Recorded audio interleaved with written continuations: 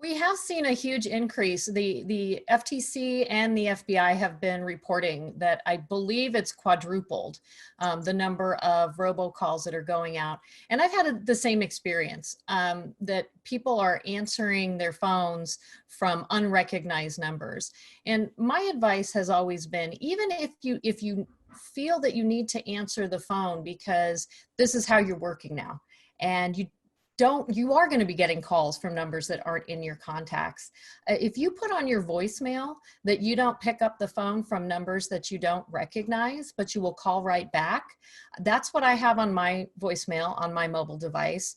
And so far, and I've been doing this for years, it has not caused any problem, because the robocalls, they may leave a voicemail or a message, but the folks that the legitimate calls that you're going to get, the people that really need to do business with you, they'll leave a message and you can call them back in 60 seconds. It really doesn't create a lot of harm or really a bottleneck in your process. And once they hear, I'm checking my phone and I'm available, but I don't answer from numbers I don't recognize, you've given them a clue of how they need to connect with you, and hopefully planted the seed that they can do the same thing too.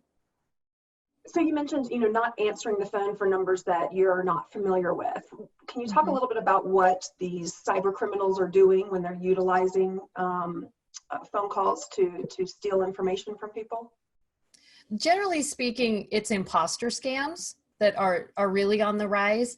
These scammers are pretending to be some entity or organization that you trust, whether it's your bank, your credit card provider, credit card issuer, even government agencies. So a lot of imposters pretending to be the IRS, because the IRS is the entity that's rolling out the stimulus checks. And our advice to folks is, if you did not initiate that contact, you don't need to engage. So the example is, let's say you get a call and it's purporting to be from your bank, and they start asking you, verify your account. Please give us your account number and your routing number, your date of birth, maybe your social security number. And the scammers may have partial numbers on some of those accounts. They may even have like the last four of your social security number. Please don't be fooled into thinking that that legitimizes them in some way. The best way you can protect yourself is to say, nope, I'm not talking to you. You disengage, and then you go to the source. And the great thing about this piece of advice, this go to the source advice, is that it applies across the board. It doesn't matter if it's a phone call. It doesn't matter if it's an email. It doesn't matter if it's a text message. You can just practice this very easily. Nope, I'm not engaging with you. I am going to go to the source. And right now, we are just telling people to say, okay, bye, and hang up the phone. Absolutely.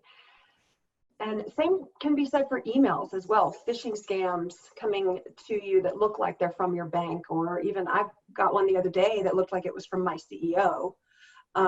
They have the name of my CEO, and they had him send me an email. It was not his email address, so I was able to identify that. But it seems like these hackers are very good at finding out at least a little bit of personal information and using that to exploit you for more sensitive data.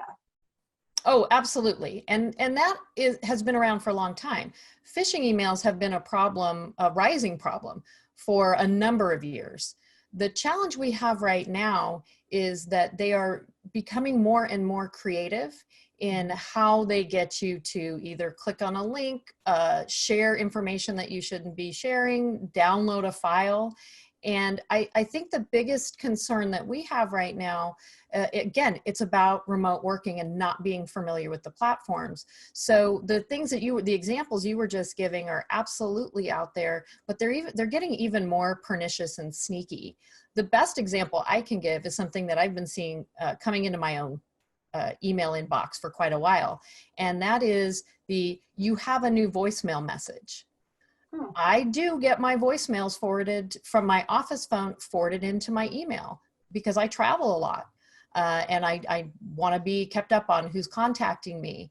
but I'm very familiar with what that looks like, with what my phone system looks like, how it appears in my email inbox. And so when I would get these foreign ones coming in that look differently, I could identify them quite easily. But for people that have never engaged in this before, this is the first time that they are working remotely, this is the first time that they're having this information come into their email box, they're not going to recognize what a legitimate voicemail message looks like. And so we're really encouraging employers, if you are doing this for your employees, that you show them that. That little bit of training will go a long way.